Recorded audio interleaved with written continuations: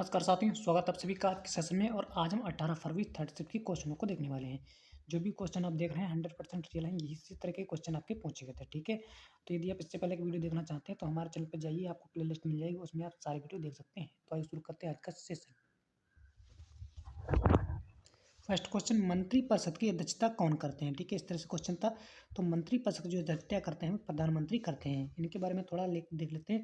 देखिए, संविधान के अनुच्छेद 74(1) के अनुसार, यानी कि 74 और उसका खंड 1 के अनुसार राष्ट्रपति की सहायता और सलाह के लिए एक मंत्रिपरिषद होती है और जिसकी अध्यक्षता प्रधानमंत्री करते हैं स्वयं।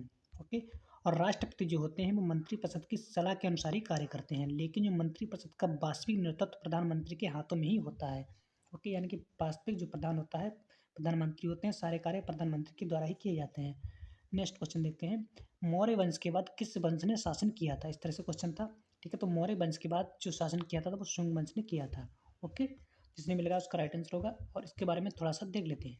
ठीक है, शुंग वंश के जो वास्तविक संस्थापक थे वो पुष्यमित्र शुंग थे, इसने इसकी स्थापना करी थी। और पुष्यमित्र शुंग के ने जो है मौर्य साम्राज्य पर 36 वर्षों तक शासन किया था। ठीक है, और इसके बाद पुष्यमित्र शुंग के बाद जो थे उसके पुत्र आए थे, जिसका नाम था अग्निमित्रम, उसने शासन किया था। ठीक, और जो अग्निमित्रम था वो कालिदास के प्रसिद्ध नाटक मालविकाग्निमित्रम मालविकाग्निमित्रम का एक नायक थे। ठीक है, और जो थे पुष्यमित्र शुंग के शासनकाल जो था बिहार और के मध्य भारत में कुछ भागों में भी तथा मध्य के क्षेत्र में भी उसने शासन किया था। ठीक है, यानी बिहार का जो मगध क्षेत्र होता है, बिहार को पहले मध्य के नाम से ही जानते हैं, उस पर और कुछ भागों में भी उन्होंने शासन किया था।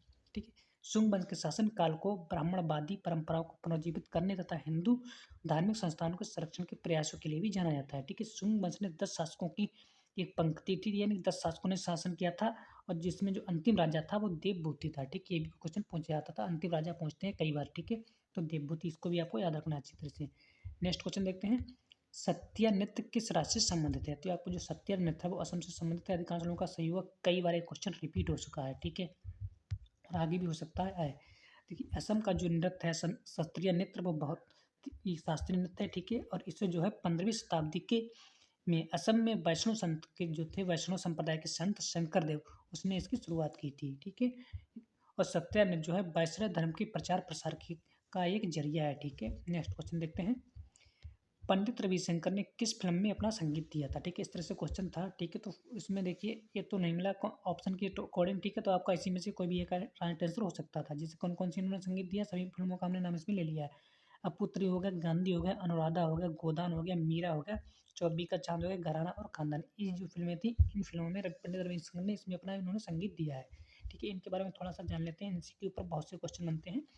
कि जो पंडित रविशंकर एक भारतीय सितार वादक हैं और संगीतकार भी थे। ठीक है, उन्होंने अपने शानदार करियर और काम के लिए 2 बार फिल्म फेयर उस पुरस्कार भी उन्होंने को मिल चुका है। ठीक है, और जो साल 1983 में उन्हें जॉर्ज फेंटस के साथ ऑस्कर से भी सम्मानित किया जा चुका है। ठीक है, नेक्स्ट क्वेश्चन देखते हैं, हर बार अलग-अलग पंचवर्षीय योजना चलाने का मुख्य कारण क्या है? ठीक है, तो मुख्य कारण था ऑप्शन के अकॉर्डिंग, देखिए आपको कुछ थोड़ा बहुत चेंज भी हो सकता है। ठीक है, क्वेश्चन इस तरह से था, देश की बदलती ज़रूरतें और परिस्थितियाँ, यानी कि देश की जो बदलती ज़रूरतें हैं और परिस्थितियों के अकॉर्डिंग जो है हर बार नई पंचवर्षीय योजना लाने का कारण होता है। ठीक है, इसके बारे में देखिए, मुख्य जो पंचवर्षीय योजना है उनका मुख्य उद्देश्य क्या है? मतलब हर पंच योजना का कुछ ना कुछ इससे जुड़ा रहता है। ठीक है, कि जैसे कि देश के संसाधनों को कुशल इस्तेमाल करके जीवन स्तर में सुधार करना और उत्पादन बढ़ाकर रोजगार के अवसर पैदा करना। ठीक है, और कृषि, शिक्षा, स्वास्थ्य, पर्यावरण, शहरी मामलों के विकास करना। ठीक है, औद्योगिकरण को बढ़ावा देना, गरीबी को उन्मूलन करना। ठीक है, और सामाजिक न्याय सुनिश्चित करना। ठीक है, ये जो और तकनीकी सुधार करके औद्योगिक उत्पादकता को बढ़ाना। ठीक है, ये जितने भी हैं, ये अधिकांशतः सभी पंचवर्षीय योजनाओं के जो होते हैं उद्देश्य होते हैं। ओके, नेक्स्ट क्वेश्चन देखते हैं, प्रधानमंत्री जवाहर योजना की शुरुआत कब की गई थी? ठीक है, इस तरह से क्वेश्चन था आपका। ठीक है, इसकी जो शुरुआत की थी 1993 में की थी, जिसने भी लगा उसका राइट आंसर होगा इस तरह का। और इसके बारे में थोड़ा सा देख लेते हैं। देखिए, प्रधानमंत्री रोजगार योजना की जो शुरुआत है 2 अक्टूबर 1993 को हुई थी, और यह योजना महात्मा गांधी की जयंती के दिन पूरे देश में शुरू की गई थी। पूरे देश में एक ही दिन शुरू की गई थी। और इस योजना के बारे में देखिए इंपॉर्टेंट पॉइंट देख लेते हैं। इस योजना का जो मकसद था, उद्देश्य था, वो था शिक्षित बेरोजगार युवाओं को उद्यमिता शुरू करने में मदद करना। ठीक है, उद्यम शुरू करने या कार्य शुरू करने में मदद करना। ठीक है, इस योजना के तहत बेरोजगार युवकों को बैंक से ऋण मिलता था, और इस योजना के जरिए विनिर्माण, व्यापार, सेवा क्षेत्र में उद्यम शुरू करने के लिए वित्तीय सहायता दी जाती। ठीक है, और जो शिक्षित बेरोजगारों को स्वनियोजन के लिए भी इसमें अवसर मिलते थे। नेक्स्ट क्वेश्चन देखते हैं, भारतीय संविधान में मौलिक कर्तव्य किस देश से लिए गए थे? ठीक है, तो मौलिक कर्तव्य के बारे में पूछा था, तो इसमें आपका राइट आंसर हो जाएगा रूस, जिसमें मिल गया उसका राइट आंसर रूस हो जाएगा। ठीक है, इसके बारे में थोड़ा देख लेते हैं। ठीक है, जो जो मौलिक कर्तव्य हमारे हैं वो संविधान की 42वीं संशोधन और सन 1976 में के जरिए हमारे संविधान में जोड़े गए थे। ठीक है, और ये जो थे स्वर्ण सिंह समिति ने 1976 में मौलिक कर्तव्यों के लिए अपनी सिफारिश दी थी। ठीक है, और 2002 के 86वें संविधान संशोधन के जरिए मौलिक कर्तव्यों की सूची में एक और कर्तव्य भी जोड़ा गया था। कौन सा? 51। ओके, एक और कर्तव्य जोड़ा गया था। ओके, मौलिक जो कर्तव्य है हमारे वो संविधान के भाग 4 और अनुच्छेद 51 के अंतर्गत आते हैं, और ये जो हमारे कर्तव्य हैं वैधानिक है, लेकिन कानून द्वारा इसे लागू नहीं किया जा सकता। अदालतें किसी भी मामले का फैसला करते समय इन कर्तव्यों का ध्यान में रखती हैं। नेक्स्ट क्वेश्चन देखते हैं, असम में खुशहाली पर कौन सा बिहू मनाया जाता है? ठीक है, इसी तरह से क्वेश्चन था, थोड़ा बहुत चेंज भी हो सकता है। ठीक है, तो इसका आपका राइट आंसर होगा बोहाग बिहू या रंगोली बिहू। ठीक है, इस तरह से आपका क्वेश्चन हो सकता है। ठीक है, ऑप्शन हो सकता है। इसके बारे में थोड़ा सा देख लेते हैं। ठीक है, कई क्वेश्चन इस पर आते रहते हैं। असम में खुशहाली के तौर पर बोहागी बिहू और मांग बिहू त्योहार मनाए जाते हैं। ठीक है, बोहागी बिहू को रंगोली भी कहा जाता है और यह असमिया नववर्ष का एक प्रतीक है। और वहीं जो है मांग बिहू को भोगाली बिहू के नाम से भी जाना जाता है। ठीक है, और यह जो है वो फसल की कटाई का एक प्रतीक के रूप में इसमें मनाते हैं। नेक्स्ट क्वेश्चन देखते हैं, भारत में आखिरी बार एशियाई खेलों का आयोजन कब हुआ था? इस क्वेश्चन था आपका। ठीक है, तो आखिरी बार जो खेलों का आयोजन हुआ था 1982 में। ठीक है, आज भी हो रहा है। इसका मतलब देखिए इसके बाद ब्रेक लग गया था एक। ठीक है, आखिरी बार इसलिए कहते हैं इसको, एक बार इसमें ब्रेक लग गया था 1982 में। ओके, जिसमें मिलेगा उसका राइट आंसर होगा। इनके बारे में थोड़ा सा देख लेते हैं। ठीक है, जो पहली बार एशियाई खेलों का आयोजन हुआ था वो हुआ था 1951 में, और नई दिल्ली में इसका आयोजन हुआ था।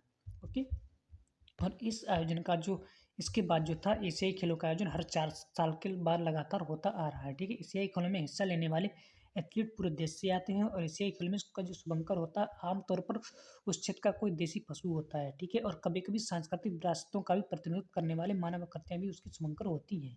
ओके, नेक्स्ट क्वेश्चन देखते हैं, गणतंत्र दिवस 2023 पर जिसका विषय मनस्कंद था, किस राज्य की झांकी का सर्वश्रेष्ठ झांकी का खिताब दिया गया था? ठीक है, एक क्वेश्चन थोड़ा बहुत चेंज भी होता है। इस तरह से भी हो सकता है कि किस राज्य को सर्वश्रेष्ठ झांकी का पुरस्कार मिला था? ठीक है, 2023 में तो उत्तराखंड की झांकी को। ठीक है, और उत्तराखंड की झांकी का क्या नाम था?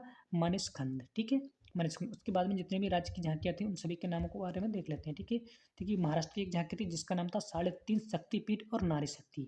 ठीक है, महाराष्ट्र की झांकी का नाम था। और उत्तर प्रदेश की झांकी का नाम था अयोध्या दीपोत्सव। झारखंड की एक झांकी थी उसका नाम था देवघर में स्थित प्रसिद्ध बाबा वैद्यनाथ का धाम। ओके, ये तो झांकियाँ थी और इनके ये नाम है। ओके, सभी मोस्ट इंपॉर्टेंट है, आ सकते हैं, सभी को देख लेना है एक बार।